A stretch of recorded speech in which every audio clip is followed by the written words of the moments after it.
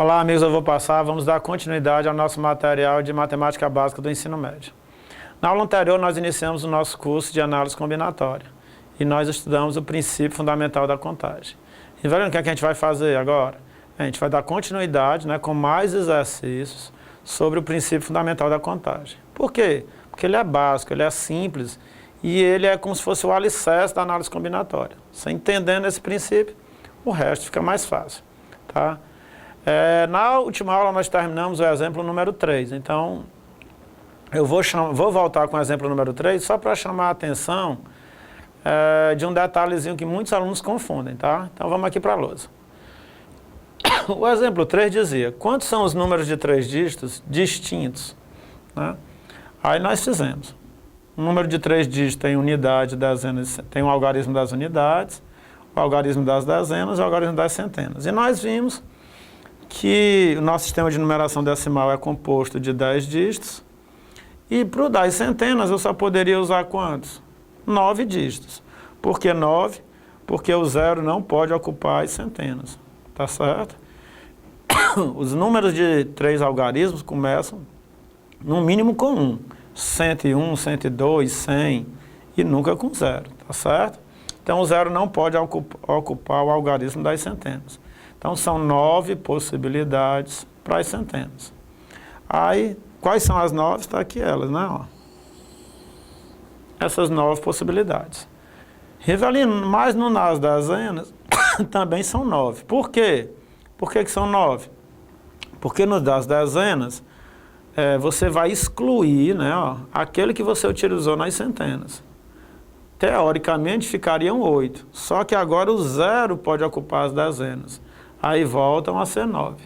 Então, são 9 opções para o das dezenas. E, por último, das unidades, como são 10 dígitos, você já utilizou 2, sobram 8 para o algarismo das unidades. Beleza, Rivelino, tu já tinha dito isso na aula anterior, você voltou e quer chamar a atenção da gente para quê? Bem, eu quero chamar a atenção porque alguns alunos acham que esse 9... principalmente o aluno que não está muito habituado com matemática, acha que esse 9 é esse mesmo 9 aqui. Tenham cuidado. Quando eu coloco o número 9 no algarismo das centenas, esse 9 aqui são 9 possibilidades. Cuidado. São 9 possibilidades. E não esse 9 aqui, eu não estou utilizando esse algarismo 9. Esse 9 é a quantidade de possibilidades que eu posso ter no algarismo das centenas. Porque tem aluno que quando vai estudar, diz, o Rivelino usou o 9 de novo. O problema vem dizendo que os 3 dígitos têm que ser distintos, aí ele está usando 9 de novo. Por que ele está usando 9 se não pode repetir? Não tem nada a ver. Esse outro 9 também são possibilidades. O algarismo das dezenas, existem 9 possibilidades, 9 dígitos que podem ocupar o algarismo das dezenas.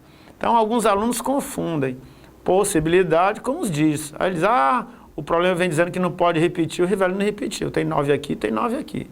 Então, está errado. Não, tá certo? Então, tenham cuidado. Os números que eu coloco aqui são as possibilidades. Só para chamar a atenção. Talvez você ache até besteira minha, Rivelino, isso aí é muito simples, não tinha como a gente confundir. Talvez você não, mas tem um monte de gente que confunde, tá certo? Então vamos para frente. Tá aqui, o resultado organizado, as decisões que a gente já viu, E agora, estratégia a ser utilizada. Rivelino, o que é isso? Toda vida que você for atacar um problema de análise combinatória, sugestão, eu sugiro que você pense, utilize essas 3 estratégias. Raciocine seguindo essa sequência. Por quê? Porque fica mais fácil. Tá certo? Então vamos aqui para a lousa. Primeiro, item A. Devemos sempre nos colocar no papel da pessoa que deve fazer a ação solicitada pelo problema e ver que decisões iremos tomar. Então devemos sempre nos colocar no papel da pessoa que deve fazer a ação solicitada pelo problema e ver que decisões iremos tomar. Pessoal, isso é básico para qualquer problema de matemática. Se coloque, pelo amor de Deus, não deixe esse problema ficar distante de você, não. O grande problema hoje da matemática é que a gente acha que a matemática está distante da gente. Desde pequeno a gente vai aprendendo as coisas para nunca usar. Não, aprendo isso aqui, não vou usar em canto nenhum. Você usa, traga a matemática para perto de você. Então, por exemplo, um problema daquele da Cecília, em que você tem 5 portas para entrar numa sala, se imagine no lugar dela. Qual a primeira coisa que eu tenho que fazer? Escolher uma porta. Você vai entrar na sala, tem 5 portas, se imagine. Eu estou lá no lugar da Cecília, tenho que escolher uma porta para entrar. Depois, entrei, o que é que eu tenho que fazer agora? Escolher uma porta para sair.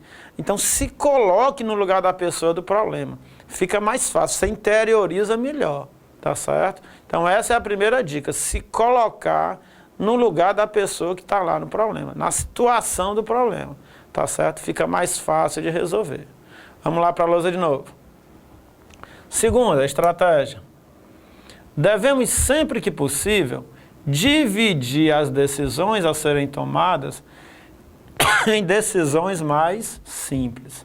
Devemos, sempre que possível, dividir as decisões a serem tomadas em decisões mais simples. Vocês viram que na hora do problema da lista, né, das bandeiras com as listras, da bandeira com as listras, o que foi que eu fiz? Eu desenhei lá a bandeirinha, puxei umas setinhas e fui dizendo, ó, primeira decisão, 3 possibilidades. Segunda, 2. Terceira, 2. Quarta lista, 2 possibilidades. Então eu dividi o meu problema em decisões mais simples. Então faça isso. Tenha clareza do que você tem que decidir em cada problema. Se você tiver essa clareza, é sinal que você está entendendo. Primeira decisão a ser tomada é essa. Segunda decisão é esta. E assim vai. Então divida seu problema em partes menores, em decisões menores. É uma segunda sugestão. Vamos para a terceira.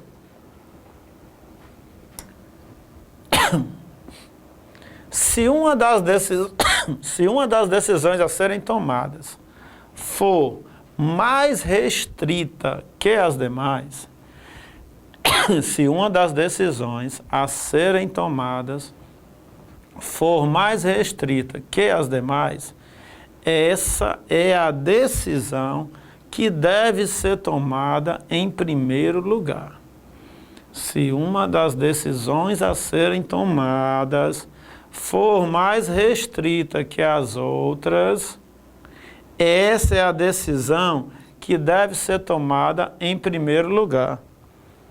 Olha, não leve problema para casa. Olhou, viu que tem algum problema, ataque logo ele, tá certo? Onde tem uma restrição, é por lá que você vai começar a resolver. Rivelino, que restrição é essa, homem, que eu não estou entendendo? Vamos lá. Naquele problema dos dígitos, exemplo lá dos dígitos, você tinha o algarismo das unidades, o das dezenas e o das centenas. Onde é que tinha problema? No das centenas. O principal problema ali era o das centenas. Por quê? Porque o algarismo das centenas não podia iniciar com o 0. Então ele tinha uma restrição. Qual era a restrição? Ele não pode iniciar por 0. Então eu comecei logo por ele. Então se você notar que um problema tem alguma restrição, comece logo por ela, tá certo? Não vá deixar para depois não. Tem um problema ali, em cima dele logo, tá? Então essas são 3 dicas que eu dou a vocês nos problemas de análise combinatória. Essas 3 dicas vão salvar a gente de qualquer problema? Não estou dizendo isso. Estou dizendo que para você que está iniciando esse estudo, fica mais fácil ter uma sequência a seguir, tá certo? Não quer dizer que isso aí vai resolver tudo. O resto agora o que é? Resolver muitas questões para vocês se habituando com o tipo de questões, com como é que as organizadoras cobram e você ir ganhando confiança, tá certo? É o que a gente vai fazer agora. A gente vai passar para os exercícios, tá certo? Vamos aqui para a lousa. Exercícios. Para fazer uma viagem Rio-São Paulo, Rio, né? Você quer fazer uma viagem do Rio, ir até São Paulo, depois voltar para o Rio. Posso usar como transporte o trem, o ônibus ou o avião. Eu não sei nem se dá para ir de trem, de Rio para São Paulo, tá certo? Mas aqui tem um problema, tá? Só imaginário, você imagine aí. Pode até ser que dê para ir tranquilo, não sei. Sei que de ônibus, de avião, deve dar. Então, você tem 3 transportes aqui, meios de transporte. O trem, o ônibus ou o avião. De quantos modos posso escolher os transportes se não desejo usar na volta o mesmo meio de transporte usado na ida? De quantos modos posso escolher os transportes se não desejo usar na volta o mesmo meio de transporte usado na ida? Rivelino, está parecendo fácil, está facílimo. Vamos lá, vamos ver o que a gente aprendeu, né? Primeira decisão. Pense um pouquinho, de tudo que a gente estudou até agora, qual seria a primeira decisão a ser tomada? Ah, Rivelino, deve ser fácil. A primeira decisão é escolher com que transporte eu vou. Exatamente, garoto. A primeira decisão a ser tomada é escolher qual transporte que você vai para São Paulo. Você está saindo do Rio para São Paulo. Qual é o transporte que você vai utilizar? Ora, você tem aqui o trem, você tem o ônibus e você tem o avião. Então, de quantas maneiras eu posso ir a São Paulo? Eu posso ir de 3 maneiras. Existem 3 opções, né, 3 modos de eu ir a São Paulo. Ou de trem, ou de ônibus, ou de avião. Então, a minha primeira decisão, eu tenho 3 maneiras de decidir. Então, vamos agora para a segunda decisão. A segunda decisão qual é? Ora, a segunda decisão é voltar de São Paulo para o Rio. Rivelino, de quantas maneiras eu posso voltar de São Paulo para o Rio? Ora, ele diz no problema que você não deve utilizar o mesmo meio de transporte usado na ida. Então, quando você estiver voltando, na volta, você não deve usar o mesmo meio de transporte usado na ida. Então, de quantas maneiras eu posso voltar para o Rio de Janeiro, de sair de São Paulo e ir para o Rio? De 2 maneiras diferentes. De 2 modos diferentes. Por que 2 modos? Porque são 3 meios de transportes. Eu não posso utilizar o que eu já utilizei na ida. Então, eu tenho 2 opções para voltar. E agora, Rivelino? Bem, agora ficou fácil. Pelo princípio fundamental da contagem, o número de maneiras que eu posso ir do Rio a São Paulo e voltar sem utilizar o mesmo transporte que eu fui é igual a 3 vezes 2 maneiras. Então dá 6, né? Ó, 3 vezes 2, 6. Seria o meu item C. Ah, Rivelino, tá fácil demais. Sim, meu filho, fácil é agora, né? A gente já viu o princípio, já viu como tomar as decisões, agora é beleza, tá certo? Mas cuidado, isso aqui é só a primeira questão. Vamos para as outras. Então, resposta 6. Questão fácil, tranquila, sem problema. Segundo problema. Quantos números naturais de 4 algarismos que sejam menores que 5.000 e divisíveis por 5 podem ser formados usando-se apenas os algarismos 2, 3, 4 e 5? Eita, Rivelino, agora eu nem entendi. Vamos lá de novo.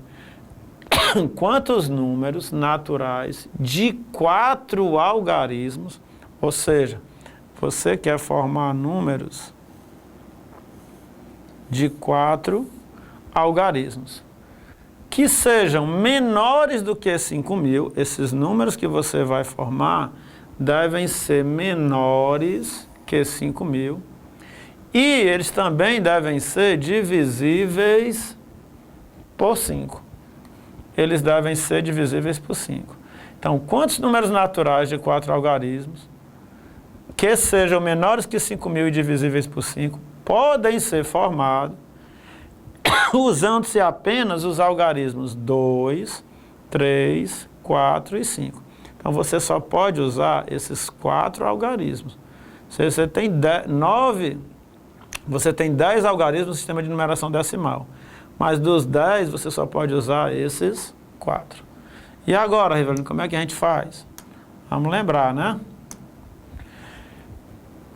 Primeiro, um número de 4 algarismos, ele é composto pelo algarismo das unidades, pelo algarismo das dezenas, pelo algarismo das centenas e pelo algarismo das unidades de milhar.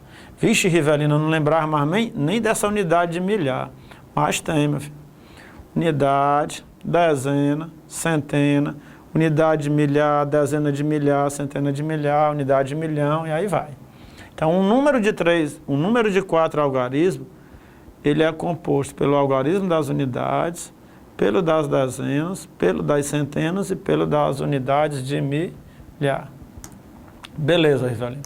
E agora, como é que eu resolvo? Vamos começar a tomar as minhas decisões. Aliás, vamos começar a tomar as nossas decisões. Decisão 1. Qual é a decisão 1? Primeiro, será que nesse problema há alguma restrição? Rivelino, eu estou achando que há. Realmente há. Então, vamos começar pelas restrições. Lembram lá das dicas? Onde tiver restrição, você começa por elas. Então, bora lá. Quais são as restrições? Tem 2 restrições, né? Esse número tem que ser menor que 5.000. É a primeira restrição. A segunda, ele tem que ser um número divisível por 5. Tá certo? Então, vamos lá. Minha primeira decisão, a decisão que eu vou tomar primeiro vai ser a seguinte. É definir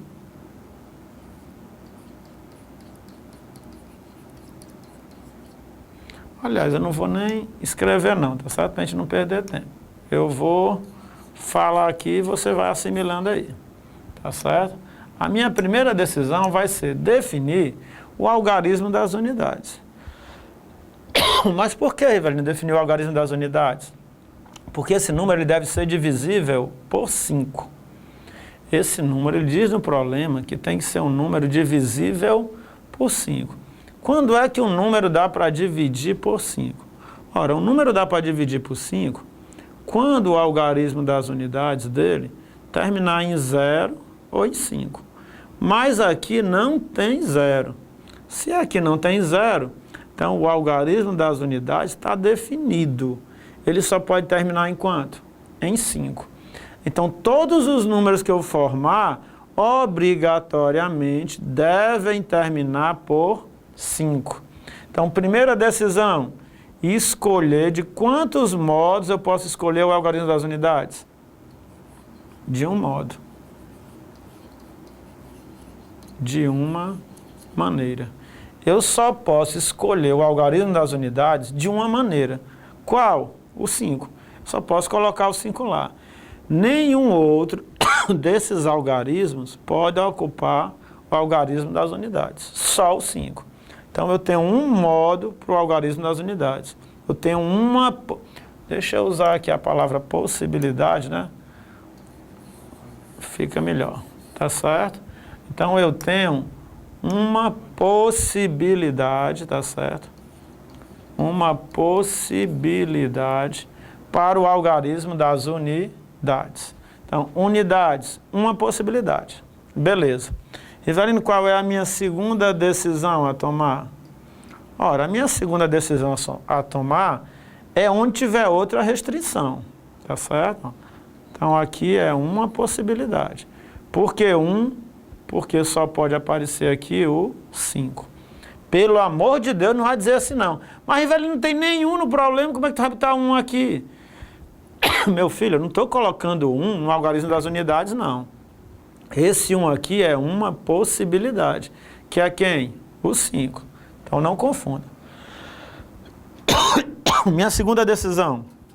A minha segunda decisão é a seguinte. A outra restrição tá que o número tem que ser menor que 5.000.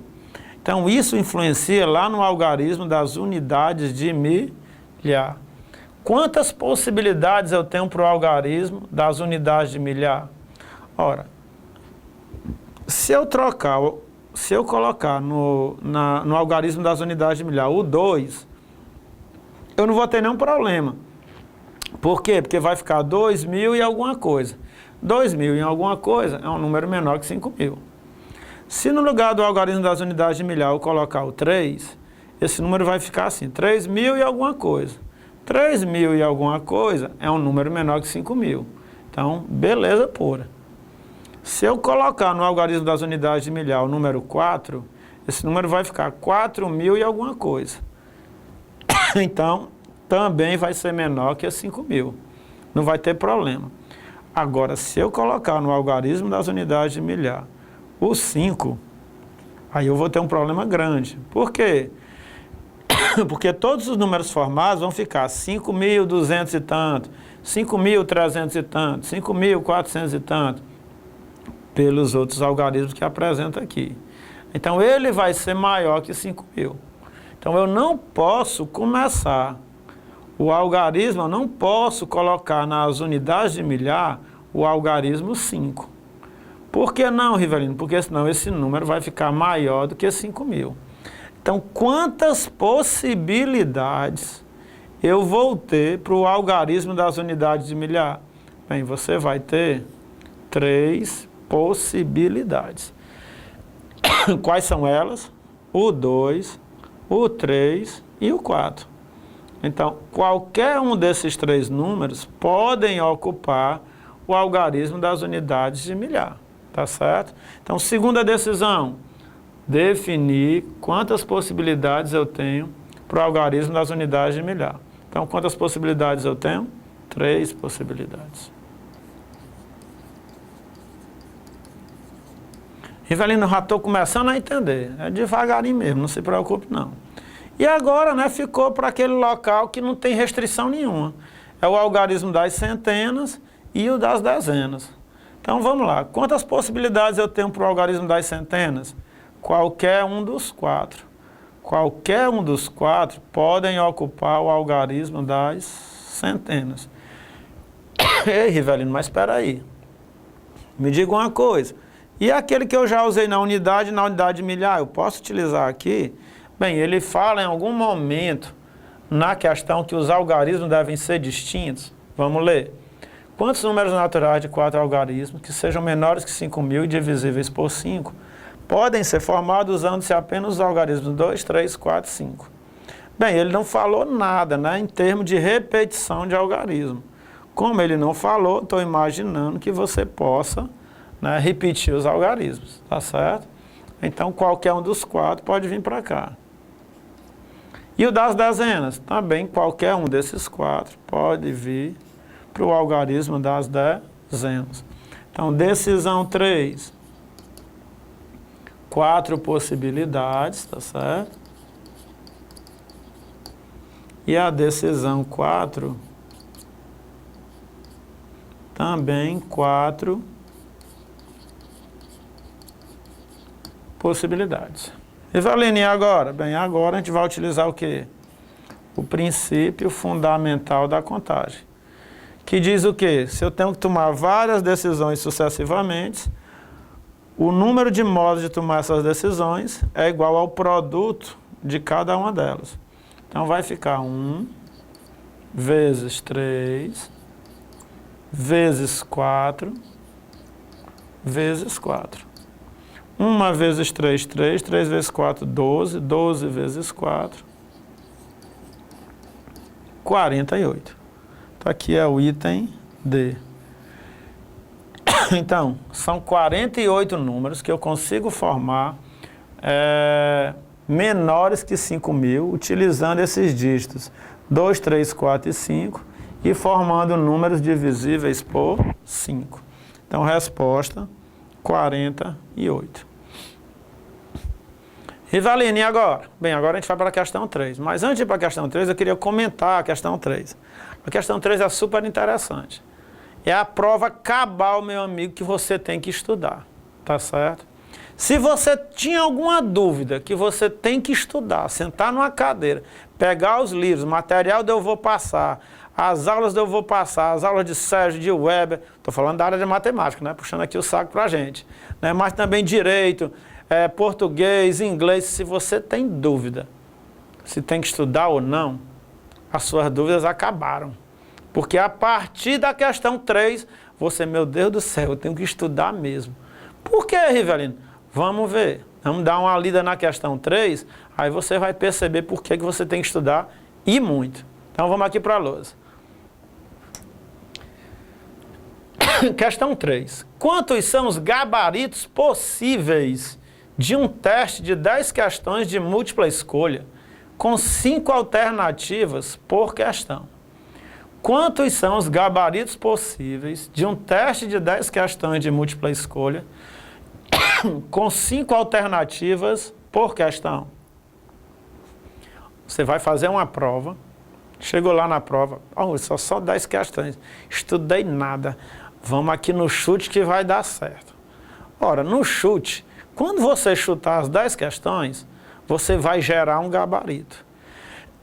Será que com esse gabarito que você gerou, você tem chance de passar nesse concurso? Será que tem? Olha, o que a gente vai fazer agora é descobrir quantos gabaritos possíveis existem numa prova de 10 questões só, com 5 itens cada. Eu tenho certeza que a prova que vocês vão fazer não só tem 10 questões, não. Tem muito mais. Então não tem mais sentido você ir para uma prova sem estar preparado. Tem que estudar, estudar muito, moçada. Essa daqui vai ser a prova concreta. Com 10 questões, a gente vai descobrir quantos gabaritos eu posso gerar. Tá? E desses gabaritos, dessa quantidade de gabaritos que eu posso gerar, só tem um com todas as respostas certas. Será que eu consigo, hein, acertar bem direitinho esse gabarito todo só no chute? Então vamos olhar para cá, né? Então vamos lá. Quantos são os gabaritos possíveis de um teste de 10 questões de múltipla escolha com 5 alternativas por questão? Então bora lá. Meu filho, primeira decisão que você vai tomar. Você pegou a primeira questão. Pegou a primeira questão tem 5 itens. Eu tenho que marcar um deles. Então, de quantas maneiras eu posso marcar? Você pode marcar de 5. Você tem 5 possibilidades para marcar a primeira questão. A primeira questão pode ser item A, pode ser item B, item C, item D ou item E. Então, você tem aqui 5 possibilidades para marcar a primeira questão. Beleza. Decidiu marcar. Eu não sei de nada. Vou marcar o item B. Mamãezinha disse que eu queria essa e deu o item B. Acabou, marquei. Tomei a primeira decisão. Vou para qual agora? Ora, eu vou para a segunda. E qual é a segunda decisão? A segunda decisão é você marcar o item da segunda questão. Mas, Rivelino, a segunda questão tem 5 itens.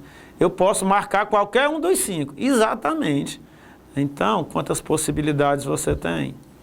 Você tem 5 possibilidades de marcar a segunda questão. Beleza. Depois, você vai marcar a terceira. Diz mais nada não, Rivelino, eu já sei, são 5.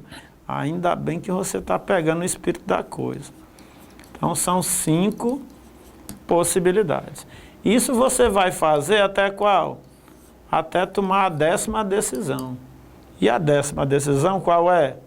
É marcar um item da 10ª questão. Então, são 5 possibilidades também. Rivelino, e agora? Bem, agora, pelo princípio fundamental da contagem, o número de maneiras que você tem, né? O número de gabaritos possíveis que você pode gerar nesse concurso com 10 questões e 5 opções cada uma, vai ser 5 vezes 5 vezes 5, pontinho, pontinho, vezes 5. Quantas vezes, Rivelino? 10 vezes. São 10 questões. 5 vezes 5 vezes 5 vezes 5, 10 vezes. Se você lembrar lá de potência, né, ó, vai ser 5 elevado a décima. Repete a base e soma os expoentes. 1 mais 1 mais 1 mais 1, 10 vezes, dá 10. Então, 5 elevado a décima. Isso aqui é o total de gabaritos que você pode gerar numa prova de 10 questões de múltipla escolha com 5 alternativas por questão. Rivelino, 5 a 10, tu tá brincando. É não, vamos só ter uma ideia. Eu vou só ter onde eu sei contar, tá certo? 5 vezes 5, 25. 25 vezes 5, 125. 125 vezes 5, que é até onde eu sei contar, 125 vezes 5, 625. Olha, se você pegar 625, vou botar 600 para ficar mais fácil. 600 vezes 5, né, é 625, vou pegar 600. Vezes 5 dá 3.000. Até aí já são 3.000 gabaritos. Você vai criar um, você vai gerar um, tá certo? Já são 3.000. Imagine 5 a décima. Quantos gabaritos existem para uma provazinha de 10 questões de múltipla escolha com 5 opções cada? Então, moçada, não dá mais para ir para um concurso sem estudar. Ah, eu passo, não sei quem passou na sorte. Mentira. Esse negócio de sorte não existe, não. E existe. Qual é a sorte que existe? É você se inscrever no Eu Vou Passar e estudar bastante com o material que a gente tem aqui, que é de alta qualidade. Então, isso... E torcer para cair o que a gente viu. Aliás, não tem nem como não cair, né? Porque você vê o programa todo. Então, a sorte é cair aqueles assuntos que você está mais afinado com ele. Mas você pegar uma prova e sair chutando e acertar, isso não existe mais. Você tem que estudar mesmo, sabe?